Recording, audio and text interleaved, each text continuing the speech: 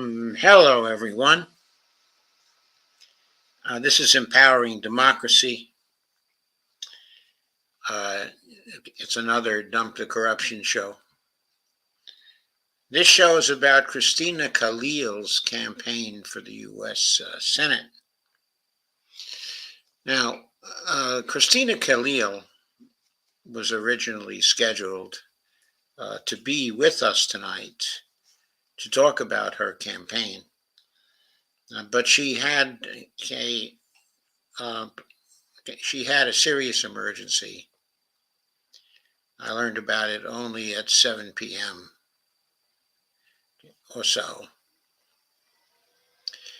So I still want to make her campaign the subject of this show, okay? And Madeline Hoffman, who's been working with the campaign, will be with us, okay, in a few minutes to help to talk about it. But until Madeline arrives, what I'd like to do is go over the website, okay, of Christina Khalil. Okay, I also want to apologize to her because in scheduling the program,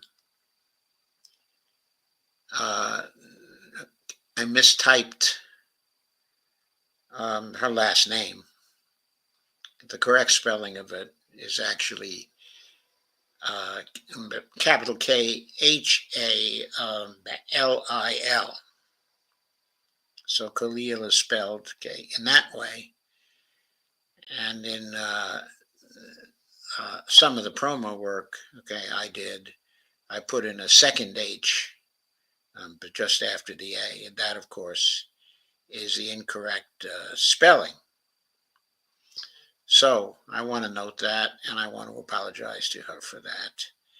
And Kay Ryan is here, and she says, "Hi, Joe," and all. Well, hi, Kay. I'm very glad to see you. Thank you for coming. Okay, so let me start by sharing Christina's website. Let me start actually by sharing this on Facebook.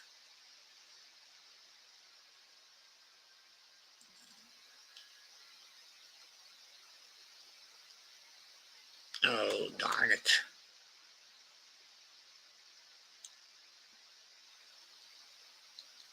Yes. Okay, there it is.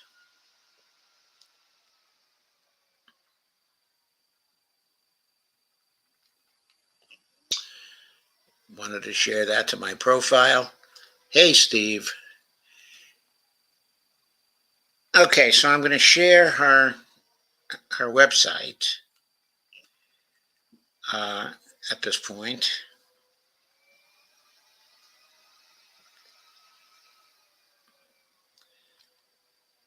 And Madeline, I think, will join me in discussing it in just a few minutes. So here it is, Christina Khalil for the U.S. Senate. Okay, I do want to say that Christina is obviously a Christian name, and Christina Khalil's family, is from Egypt. Or so I understand. So that suggests that she's not actually Muslim, but maybe instead a Nestorian Christian, because they are an important group, in Egypt. But I am speculating now. It was a question I was going to ask her. Her website says, "Hope for New Jersey, healing the New Jersey of today and tomorrow." And here's her picture. And I read, "Christina Khalil wants to serve as your next United States Senator from New Jersey because she believes that New Jerseyans deserve the best and most loyal representation in Washington. Christina will fight for legislation in the best interest of our state and ensure that we work towards the improvement of programs to better constituents and all Americans' quality, of life. So that's a significant statement in the context of her campaign, because of course the current United States Senator from New Jersey is Senator Menendez, and she is running against him because he has said he's not going to step out. And of course, there are currently serious corruption charges against him. And there have been rumblings of corruption for years and years, but he's insisting on continuing to run. And so she is running. She's running against him as the incumbent for the Democrats. He obviously is in office to feather his own nest. He's been doing whatever he can to make himself as rich as he can. And so it's very important to point that out, and to point out that her statement that she will fight to improve the life of her constituents, and all Americans, that's an important statement in the light of the kind of service New Jerseyans have been getting from Senator Menendez. There is, of course, a campaign store. I'm not going to go to the campaign store, at this point. But what I'm going to do is go to see if there's anything on her volunteer page.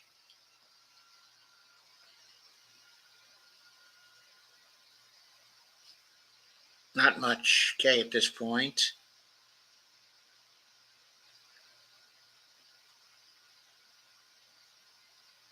She has an about page.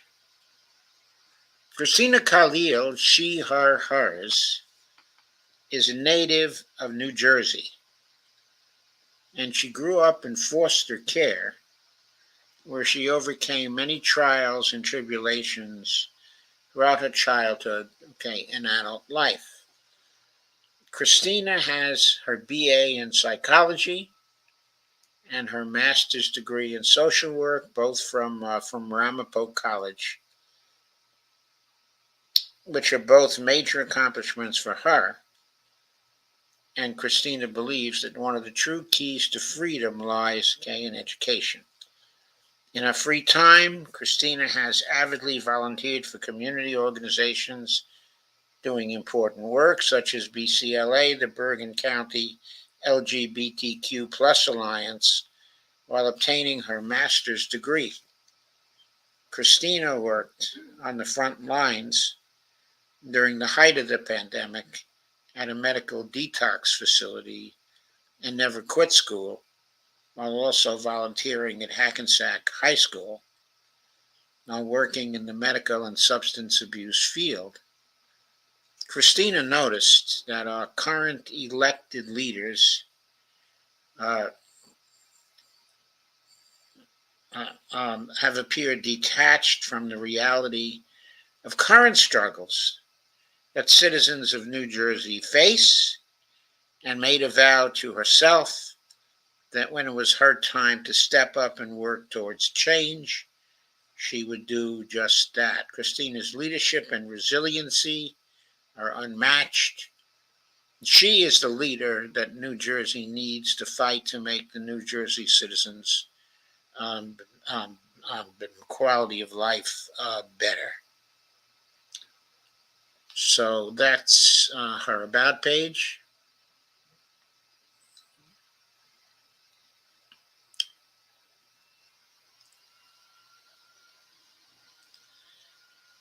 I'm now going to her issues page. I want to point out something about okay, her issues page, uh, there's a statement about each of the issues she considers to be important. Here's Madeline.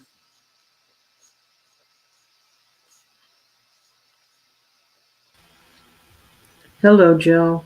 Hello, Madeline. I've been starting off by going through Christina's website, Okay. and I read the statements on her front page, okay, and her about page, Hmm. and I'm now at her issues page, Okay. okay. And what I was about to say was, uh, she has a statement of her issues. They're the issues she considers to be the important issues. But what I don't see on it, is a prioritization, of her Hmm. issues. Hmm. And if I were her, uh, I would do uh, Hmm.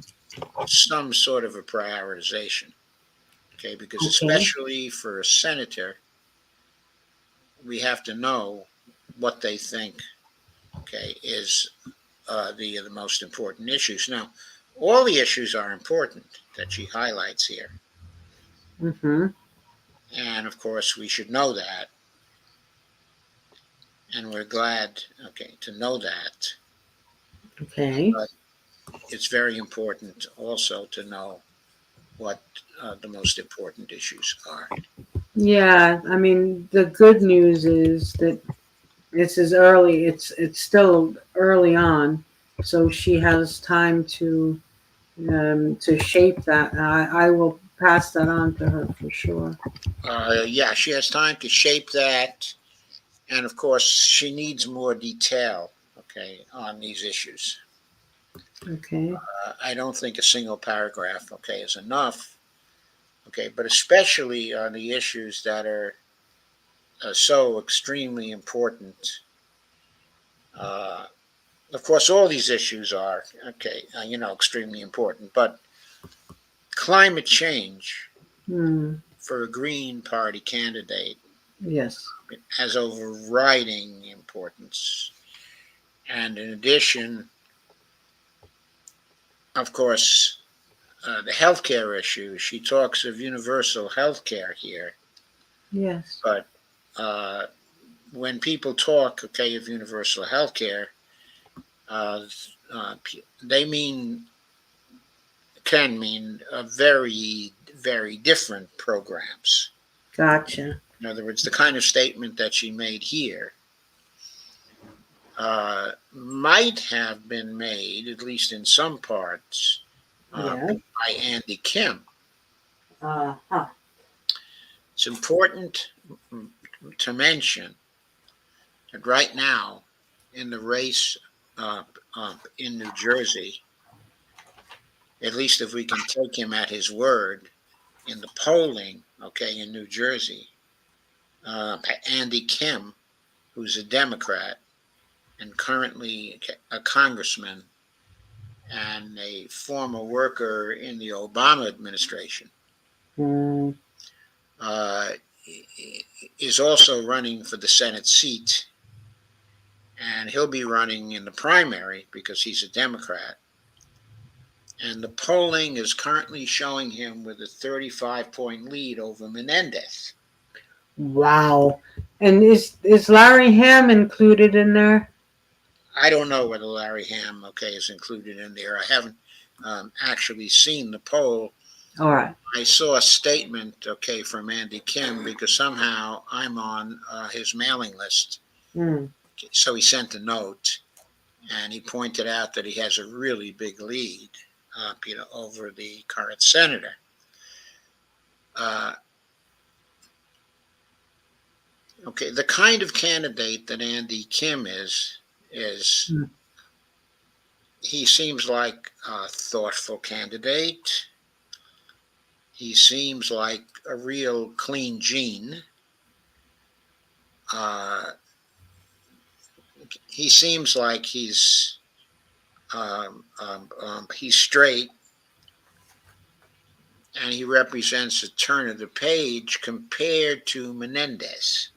By straight, you mean not corrupt? He has that kind of image, I Okay, think.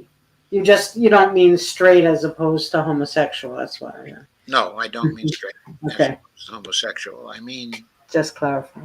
he has a kind of image of being a conscientious person who cares about issues and who cares about being, okay, a representative of the people. Okay, I think that he is the real threat to Christina's candidacy, Hmm. that she can pretty much expect that he's going to be her opponent.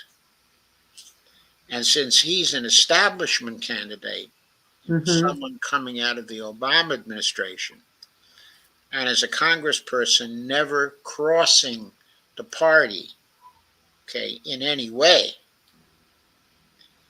he's going to find himself, okay, the recipient of really huge funding Hmm. support because the Democrats are going to want to hold, okay, this particular seat. No, that's for sure. But And okay, please go ahead, Madeline. yeah, I will say that he was one of those national security Democrats who were foisted basically on New Jersey. The this is going back maybe 5 to 10 years. The Mikey Sherrill, Yes, um, yes, yes. Andy Kim, a couple others whose names are escaping me right now. But I don't see, and I will talk to Christina. I'm her consultant on international relations, and I don't see a lot on the issues of war and peace. And that's one area in which she can really differentiate herself from Andy Kim, because Andy Kim is pro. I don't remember seeing Andy Kim speak out against any war. Um, I don't remember him doing it either, and I think the last thing he's going to do is speak out in criticism of the foreign policy of Joe Biden. I'm with you 3,000%. So she can differentiate herself, okay, on that. And by the way, I was going to mention that the fact that she doesn't have, okay, a foreign policy plank here Yeah. is that is really, okay, an oversight. Well, She has to develop one. she and I will talk about it, Joe, because and she recognizes she's asked me to come on to her campaign officially as the consultant on international affairs. So now that I've looked at her webpage, I'll be bringing to her there's issues of Central and South America. There's issues of Ukraine and Russia. There's issues of Russia and China and Gaza. We were talking, wasn't it on your show earlier this week, the 7 major crises that the U.S. faces? Yes, yes, yes. I talked about those 7 major And crises. they were all international, right? Or were Yeah, there were 7 major crises in the international sphere. That yeah, doesn't mean that there were not also major crises in other spheres, okay, but those were the 7 major crises that were happening now, okay, in the international sphere. yeah. So I think the international the plank on international relations, international policies. I don't use foreign policy because I was criticized once by another green for using the word foreign because it sounds a little demeaning. So I use international policy, international sphere, international relations. Talking about the Okay, same thing, though, of I don't course. have any problem with that myself. Yeah, Uh, just explaining to you why I wasn't saying foreign policy. Yeah. I don't have trouble. I don't have any problem with you saying that either. I just was explaining. Okay. Um, but yeah, I mean, clearly, Christina is going to need more climate change. I, I think. Have you taken a look at Andy Kim's record as a representative in Congress? Because healthcare, he's not very good on it, right? Yes, in fact, I have a little personal involvement in that because Yeah. a few years ago, Jeff Ginter and I Mm. were talking to him about the need for Medicare for All program, Yes. and we also were talking to him about the reason why it would not be a financial strain, Mm. and we're trying to teach him some MMT. And he Hmm. would have none of it. He was not going to take a step away from the Obamacare program, okay, at Mm. all. And I know he made Jeff Ginter very, very angry. Hmm. And I've made Jeff Ginter very angry too, and you don't want to be the on the wrong end of his anger for sure. yeah, well, uh, okay, I consider Jeff a friend of mine, Hmm. but I know I've made him angry once or twice too. That's not a problem. As wonderful a person as he is quick to anger. Yeah. Yeah. Okay, Well, but anyway, and some of these issues, I am too. I am too. So because they so matter. I've had some personal contact, okay, with Andy Kim Hmm. on a rather long phone call. Okay, Mm. so I'm somewhat familiar with his record, okay, in the healthcare area, and Mm. I've also sort of kept tabs uh, on what he's for, okay, and what he wants, and he is an absolutely conventional establishment type of Democrat. I mean, Mm. he's like a Biden Democrat, okay, 1,000%. Mm. And if we do have a Democratic president who's elected in 2025, whoever that's going to be, and I've heard some rumors the last couple of days that Gavin Newsom Mm. is developing a serious plan for running for president now. Mm. And with Biden absolutely crashing, okay, in the polls, Mm. his approval rating has gone down now to 37%. Mhm. And it may go down further due to what's going on, in the Middle East. There may finally be calls for him to step away. And that's probably why Gavin Newsom is now putting some serious work in, okay, on planning a campaign. So it may very well be that the establishment turns to Newsom. Mm. If that happens, and if Newsom should win, then you can be sure that Andy Kim is going to be right in his corner. Yes. Simply going to be a yes man for Newsom. Okay, let's go through. Uh, I'm not sure I want to go through the detail of these issues. Uh, okay, I know Christina has a number of issues she thinks are very, very important because they relate to her own experience. Yes. And that's important because there's an authenticity there. Uh, and also, uh, there's an empirical, okay, immersion in the problems that she should be talking about, okay, in her campaign. But in terms of maybe sheer importance for the American people, the international issues, okay, are absolutely vital. Okay, absolutely extremely important. Yes. Climate change issues, Yes. okay, absolutely vital. The universal health care Yeah. issues, Yes. also absolutely vital. And probably next on the list, okay, of those I mentioned, should probably be the housing crisis.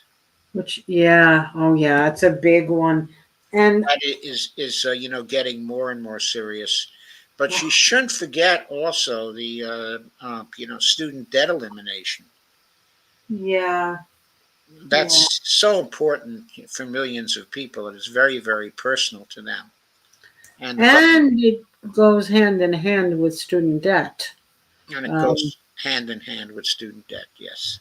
Many students who live in their cars in the parking lots of their colleges. Um, yeah, I agree. And immigration also, um, although you could probably we could say that immigration is really not getting a whole lot of attention these days because of all the violence and wars overseas. I don't know what you think about that. What I think about it is that okay, my take on the immigration issue is that we have got to get hugely more personnel into the immigration courts so Mm, that people do not have to wait so long, okay, to get a hearing. We have to be able, okay, first of all, in terms, okay, of international law, we have to be able to handle and process these cases in some reasonable time yeah. and do justice to people who are trying to come here because they're fleeing unacceptable situations, in their own nations. Okay, and okay, but the immigration court system is just such a mess. Now, it would not be hard to triple or quadruple the money that we're spending on this. It's got to be very little compared to what we're spending on the military, for example. Okay, I mean it's just got to be spit in the pool. I was going to say proverbial drop in the bucket, but we were going the same place. We were going to the same place. Okay, it's a very very important issue to do justice to these people. We also historically we need them in our country. This country has benefited so much from immigration from other nations and continues to benefit, okay, from immigration. If these people want to come here, we should welcome them, okay, with open arms. I always have thought that. I still think it. And we can afford to have these people come here with their native intelligence and their talents and their cultural attitudes also. They can do nothing except to add to this country. Um, Did you say culture, Joe? I said culture. Yes, there are cultural differences. No, but And I was okay, there are ways for the immigrants, there are always ways for immigrants to enrich our culture. well. What I was going to say is that is our culture because And that is our culture. U.S. culture is McDonald's and KFC, and I mean it used to be. I mean there used to be like from Appalachia and jazz and rhythm and blues and all kinds of things like that. But I think so much has been homogenized, um, or taken over by the more commercial music industry that we need people from we need culture in this country. Yes, we need culture from other nations. Yes, we do. People Hmm. will bring that with them, and that is only going to enrich our country. Okay, so what I want to see is a total overhaul, okay, of the immigration system. Far more money spent on it, far more money spent on the courts, because we have to be able to hear the cases Yeah, good and point. to decide whether the immigrants uh, have good reasons to want to come, okay, to our country. Uh, okay, immigration law, okay, our own immigration law is being violated by the fact that we're not able to administer immigration law because we're not spending what we need to spend on the immigration courts. Yeah, and we still have leftover lingering many problems, I should say, with ICE and Yes, and Christina talks about that here. yeah, These because families and children continue to experience extreme abuses with ICE detention centers. and Biden even intervened. There was a case in Union County, New Jersey, with the Elizabeth Detention Center. Core Civic is the name of the company that runs the ICE detention center there. And activists in New Jersey were able to get, well, there was an order for it to shut down in the Elizabeth Detention Center. And of course, the government of of Union County didn't want to do that, and they were fighting against that order. And guess where Joe Biden wound up? He wound up on the side of Core Civic. He wound up Of on the course, because side. nothing will fundamentally change. So yeah, right. Keeping the detention center open after all the fighting and activism and rallies in front of the detention center, and all the work that went into getting that order. He just came in, marched right in, and said, "No, no, we're going to intervene. Our administration will intervene on behalf of Core Civic." Um, so that was, I mean, a lot of activists felt betrayed by that, but I guess it really wasn't surprising after all. Yes, that's true. Okay, if we move to climate change, okay, a little Hmm. bit, she has a very general statement here, okay, with respect to climate change, but she need not have so general, okay, a statement. Uh, Hmm. I'm sure she's familiar with Howie Hawkins' discussion. Yes, she's been on his show. She's met with him. Yes, she's very familiar with Right, his the and Green New Deal and such. Hmm. right, and in 2020, Hmm. he had a very good climate change plank. Hmm. In other words, he was beginning to get serious about it. But not even Bernie Sanders had gotten serious. Okay, in 2020. What I mean by serious is I'm looking at this in terms of the scale of the federal funding that is going to Hmm. be put to it.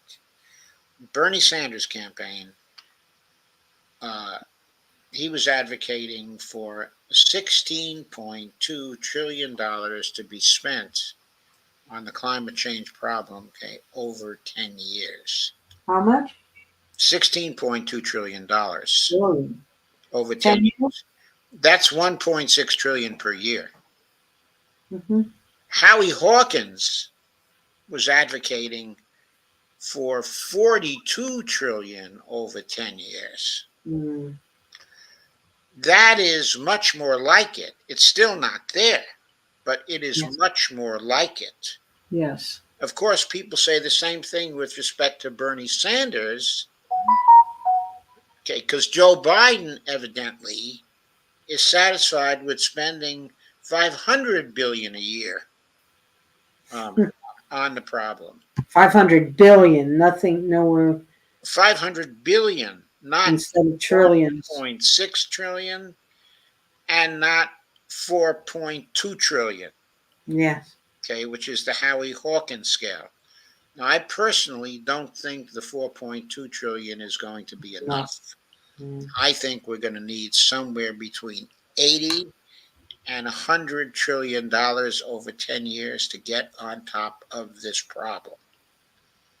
Okay, I have seen detailed estimates uh, as early as 2013 that we're talking about 4 to 6 trillion Mm. per year. Mm. So at the top end, that's $60 trillion back in 2013. Yes. Yes. So that comes to roughly $100 trillion now, or Mm. something like that. That's the scale people should be talking about. I think that's the scale Christina should be talking about. Okay, we need to get serious about climate change, and we need to get serious about it now. Mm. And I think what Christina should be doing is she should be aggressively advocating for such a program, and she should be severely criticizing others, including Andy Kim, for not saying very much about what he's going to do about climate change, because I know he's not going to aggressively run on a climate change type of platform. He may make some aggressive statements about it, but the scale, if he's questioned about the scale of his programs, Mm-hmm. he's going to give completely inadequate responses. If she ever Oh, gets to debate him, he's yeah. going to look ridiculous. Yeah, and I do believe, and I would need to research. It's funny how I've been living here in Colombia since April, and now I have to do more research on U.S. politics all over again. Um, but I don't believe that Andy Kim has taken advantage of any opportunity presented by activists to talk about fossil fuels and to talk about the way we need to treat the fossil fuels industry, and No, that would be certainly would be a vulnerable point for her, if I'm not wrong about that. Um, yeah, and he doesn't want to. I'm sure he doesn't want to offend either his own personal donors mm, or the donors to the DCCC or the donors to the DNC, because correct. he gets money funneled to him through the DNC and through the DCCC. Hmm. So it's money from those interests that he'll be using in his campaign. Yeah, which is why, if I'm not mistaken, he hasn't yet made a very strong statement, and won't. Um, as you're saying, he would be dissuaded greatly from doing that during his campaign. Um, I'm just taking a quick look to see if I can find something, because I hate to say things without being sure. Um, Andy Kim Well, and it's certainly something to be investigated. yeah, you, I'm looking as you speak while you speak. Hmm, no fossil. Let's see. Oh, he did sign a no fossil fuel money pledge, but let me see that. He also has made a pledge not to take any corporate um, uh, any corporate PAC contributions. Yeah, and if this no fossil fuel money pledge is what I think it is, it's not very it's not very strong. And I'm thinking more of some bills that he had a chance to vote on. I will have to look into it. Um, Robert Copland says here that Congress will never support spending $4.2 trillion on climate change over 10 years. Robert, I keep on making this point, okay, to Robert. Uh, Uh, I'm talking about a revolutionary situation here mm, where the Dump the Corruption campaign is successful. I it's a, think that is what we need. If we had that kind of campaign and it was successful, we would have an entirely new Congress, not beholden to the Democratic Party, not beholden to the Green Party, and mm, not beholden to the donors. And then all bets are off. We cannot easily predict how much such a Congress would be willing to spend on climate mm, change. I mean, because that would be a new political world. mm. And that's what one has to keep, okay, one's eye on. That's what we need. If we don't have, okay, a new political world, we're not going to survive. It's always so inspirational to hear you talk about that, Joe, because, you know, it, activism is hard. Activism is hard work. Running for office as a third party is hard work, constantly kind of swimming against the tide, if you will. But when you talk about a new political reality and a new political world, makes me want to continue to do that kind of work. And so I thank you. Um, Thank you very much, Madeline. I appreciate it. But I also recognize that Robert is continually introducing reality here yeah, in the sense of reminding me yeah, what the current political system yeah. is like. And everything he's saying is absolutely true if one assumes that we're going to be dealing with the current political system. Oh, and if you're thinking of the House of Representatives and Oh, the new speaker and the all the infighting that went on, can you imagine trying to get them to agree to some kind of program to combat climate change? no, I can't imagine that. They have to be swept out of office. Yes. And that's what we have to keep on focusing on. And I it's, think the other guy you were probably looking for to mention before is probably Gottheimer, Josh oh Gottheimer. yeah, Josh Gottheimer. Yeah, Yes. what an awful guy. And he's a Democrat, you know. Yes, he calls himself a Democrat anyway.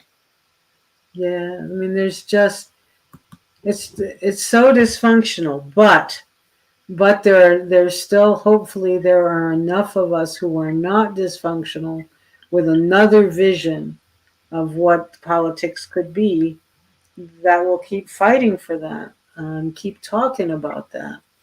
And I think Christina is one of those people, um, you know, one of those kinds of candidates who she's not deterred by much.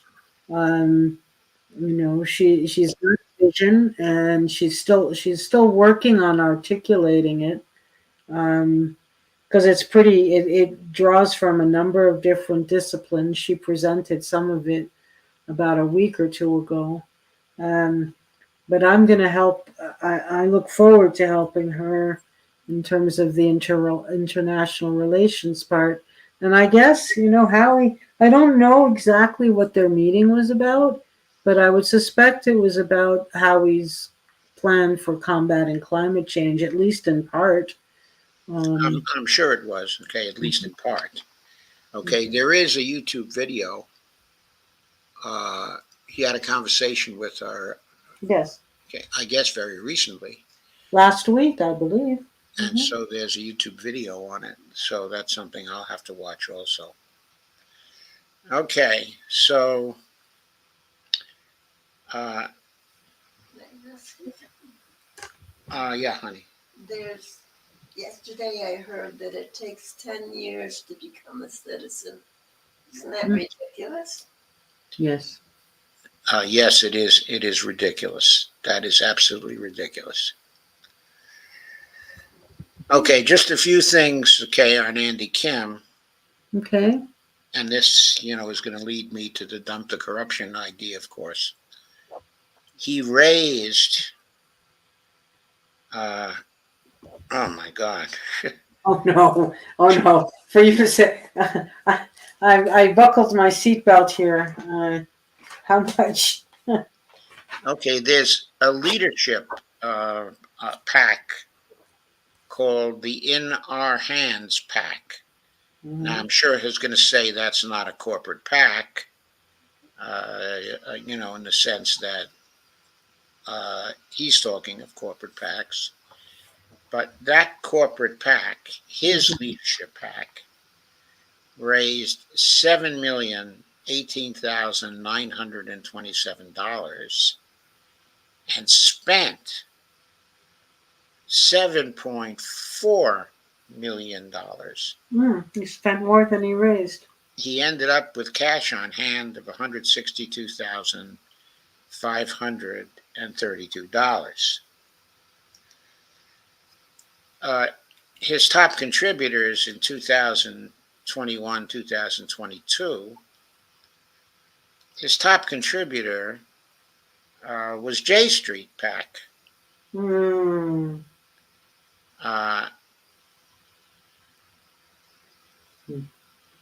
He raised $121,000 from the individuals who belonged to that PAC. He only raised $1,000, though, in actual PAC money. Okay, so in other words, you can have a little bit of a dodge going on here. Yeah, you could. The individuals associated with the PAC will give all kinds of money, but the PAC itself may only give a small contribution. He was popular with the League of Conservation voters also. I said he was a clean gene. So there the individuals gave him nearly $84,000, and the actual PAC support was only $4,000. From Democracy Engine. What is that? I think that's just a Democratic group That. that's a hair more progressive than some of the other Democratic groups. And from the individuals in that group, he raised $80,333. From Princeton University, he raised $41,000 from the individuals there. His top industries, from retired people, $774,000. Wow. From lawyers and law firms, $407,000. Now, these again are mostly contributions from individuals. From Democratic and liberal groups, $201,000 from individuals. Here he raised those $71,000 from PACs in this category. From the securities and investment industry, he raised $401,705 from individuals and $2,000 from PACs. He's got some good fundraising skills, huh? He has some really good fundraising skills, you bet.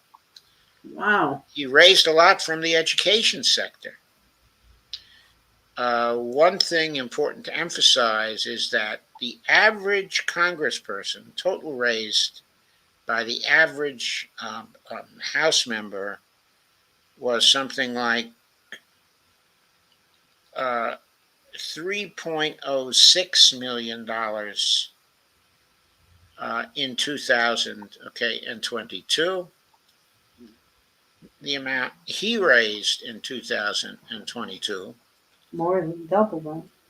on the other hand, yes, was $7.02 million. But that he's. was raised by his campaign committee. But you said this is what confuses me a little. You said that he spent 7.4 million. Right, because in 2020, he raised $7.24 million. Oh, okay. So he probably had some left over, Okay. and so he was able to spend even more in 2000, okay, in 22. He's been a big fundraiser from the beginning, right off the bat. In 2018, he raised about $6.3 million Wow. when the average congressperson was raising about 1.8 million. I'm sorry, was raising $2.16 million. He does two or three times the average. Two or three times the average. In 2022, it was more than twice the average. Hmm. Yeah. So he's a really big fundraiser. I'm trying to find here source of funds. Yeah, because Robert was saying, Robert Copland talking about finding out who is donating to these PACs. Right. He gets a lot of money from large individual contributions. Now, in Mm. the open secrets context, that's a technical term. That means the contributions of $200 or more. All right. He raised $4.9 million that way, Wow. roughly 70% of what he raised. Mm. Okay, so, in other words, he's taking individual contributions, large individual contributions from people who are well off. In other Mhm. words, people who are able to make contributions of $200 or more, are well off people. That's where he concentrates his fundraising. Mm. His PAC contributions were $954,000. So he does take a considerable amount of money from PACs. They may not be corporate PACs, Right. but they are PACs. Mm. His small individual contributions, small dollar donations, less than $200, he raised $895,283. That was roughly 13% of what he raised. Then he raised 275,000, okay, in the other category. And we don't know what's in that particular category, but that was about 4% of what he raised.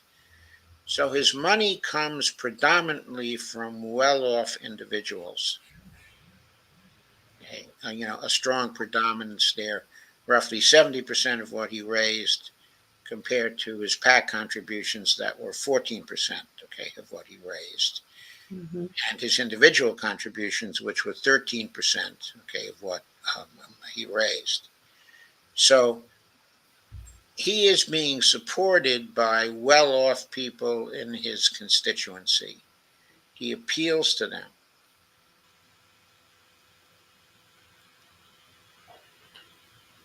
Okay, that's the image. Yeah, I was going to say it goes back to what you said at the beginning about his image. Right. So, uh, okay, from my point of view, I guess I have to go to the rule again. Let's see if I have it up here still.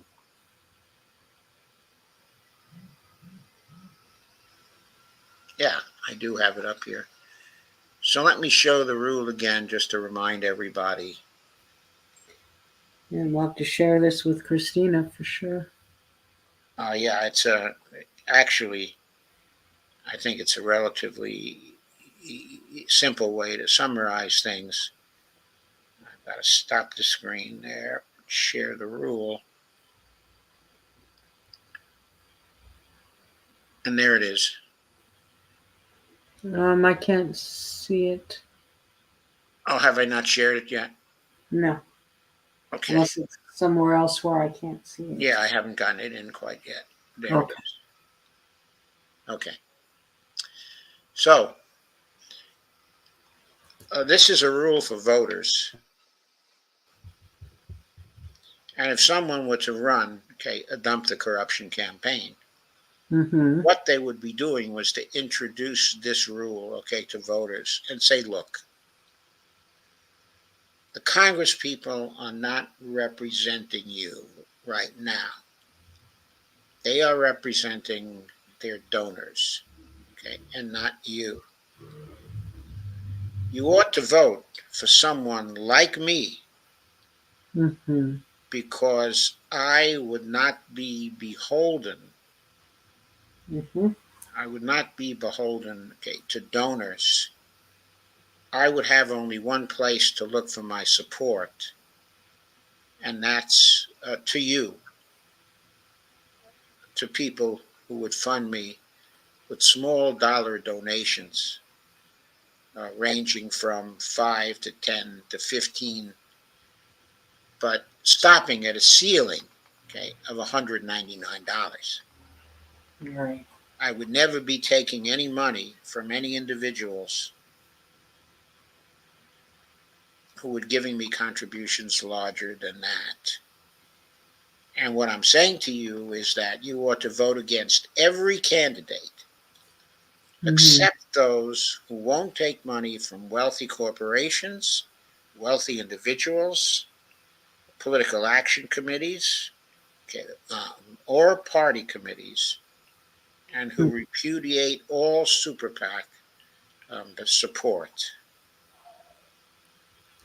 And I think that's what she should be asking people to do. It's Because quite possible that she'll be running in 2024 with a Green Party candidate from every congressional district. At least that's the goal. So that would be 12 congressional candidates plus hers as a U.S. Senate candidate. If people do what they're hoping to do, so that could make for a very strong to make it possible to deliver a very strong message if if, if, everyone took if that up. they could socialize, okay, this message Hmm. saying Congress is now legislating for the donors, it is not legislating for you. Here is a rule that would make them turn to you for support if you exercise this particular rule in deciding how to vote. Hmm. Okay, if you don't do that, and if they just vote in the way they have been voting, then what will happen is the flood of money that Senator Menendez will have, that Andy Kim, okay, is going to have, is just going to overwhelm the message from Christina and candidates like her. No, absolutely. How? The candidates are just going to be drowned out. They won't have a chance. The important thing here is to turn the money against them, to make it a disadvantage, Yeah. to point out that the big money is the essence of the corruption that is in the system. And that, oh, by the way, everybody agrees in principle that we ought to get rid of the big money, Right. but they won't do anything about it. They can't get any legislation through about it. It's up to the people themselves to get rid of the big money. And using this rule is the way to get rid of the big money. It's the way to defeat the Senator Menendezes of the world. It's the way to defeat the Andy Kims of the world. Obviously, he's taking money from wealthy individuals. Many. Most of his funding is coming from the wealthy individuals. He's happy to take that money. So, who does he represent? When the healthcare issue comes up, for example, he's happy to stick with the system Hmm. where the pharmaceutical companies, okay, and the healthcare organizations, the insurance companies are profiting mightily because the wealthy people who donate to him have pretty good health care under the present system. They're pretty satisfied with their health care. They can pay for their health care. And so they're not anxious to put through, okay, a Mhm. Medicare for all bill. I No. know 70% of the people are for such a bill, but it's not simply, okay, an answer to a poll question. It's Right. 70% are for that bill. The question is, how many of the 70% will really fight for it as a vital issue? That's not 70%. It's far less. There are, Well, I'm sorry, go on. no, and if you said, he was for the quote unquote Affordable Care Act, Oh, yeah. he's certainly not going to fight for this.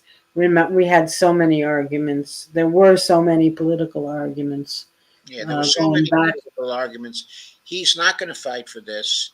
And Mhm. one reason why is Yeah. because the wealthy people don't who are donating to him, even if they favor it in principle, don't care that much about it Mhm. that they will be angry with him if he doesn't fight for it.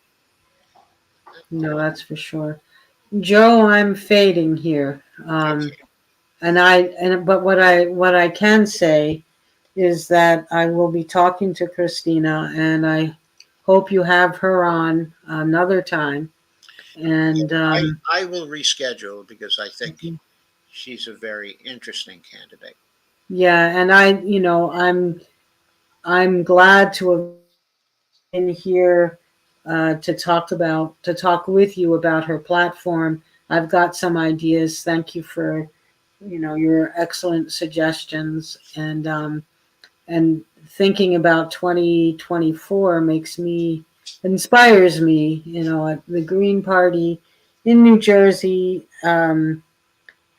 I am happy that the Green Party of New Jersey is still going strong. I ran for office 3 times in 4 years, for statewide office in those campaigns. And when I left to move to Columbia, I was not sure how things would proceed, and it looks like things are moving very well, very strongly in a positive direction. And I'm glad that I could be here to communicate that to you, and then also get some good suggestions for strengthening what her campaign is doing. So Okay, thank very you. good. But just before you leave, I want to say one more thing, though. Sure. In talking to Shane, he indicated that Christina, okay, is she's very interested, okay, in running, uh, in running on either the job guarantee issue or the basic income issue. Okay.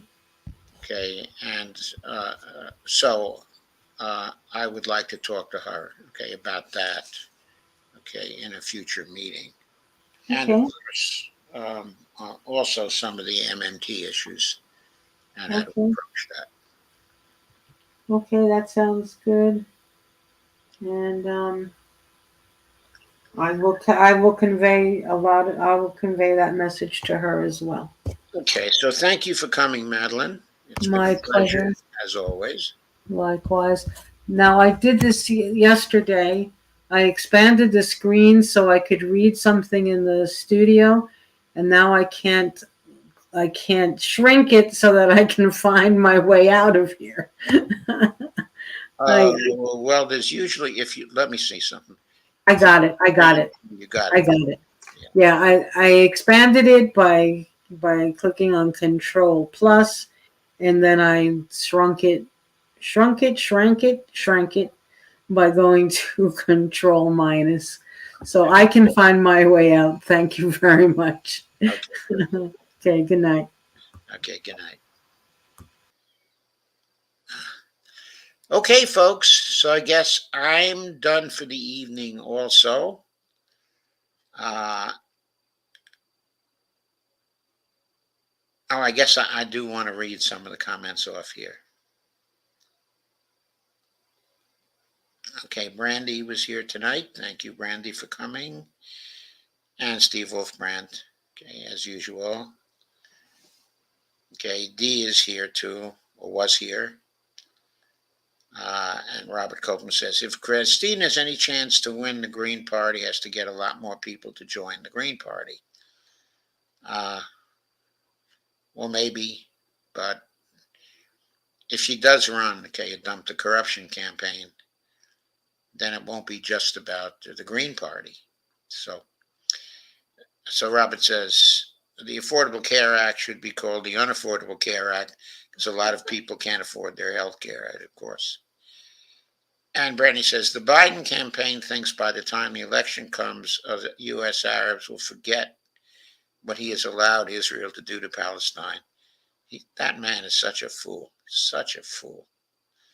Robert Copeland says a couple of days ago, Housing is a Human Right turned in over 720,000 paper petitions to have Governor Newsom support the Justice for Renters Act, which will expand rent control in California. Robert says Congress will never support $4.2 trillion on climate change over 10 years. Well, this Congress, the kind of Congress we have now, won't even support $1 trillion per year on climate change over 10 years. I mean, they won't even do that. It's obvious. Robert says, in order to spend that kind of money, you're going to get people to learn MMT and dump the corruption. I know. Robert says, tomorrow I am going to go to an event here in Sacramento about climate change. Steve Wolfman says, Robert, keep fighting for us. When it comes to PAC money, you got to find out who is donating to that PAC. To some of these PACs, you can find out.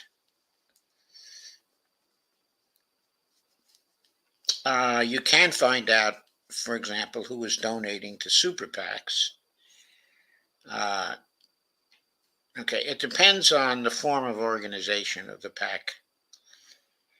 Robert asks, how strong is the Green Party in New Jersey? I think that Madeline answered that question. Kay says, well, I'm out of here for tonight. Okay, love you all. Thank you, Kay. We love you too. So I'm going to say good night, okay, at this point. Okay, I believe Dee is going to have another show tomorrow night. And if she has another show tomorrow night, I'm going to join that one. So you may see me on that one tomorrow night. But I'll probably be off at least 2 out of the next 3 days. And I'll be back with my regular schedule on Tuesday night with an international relations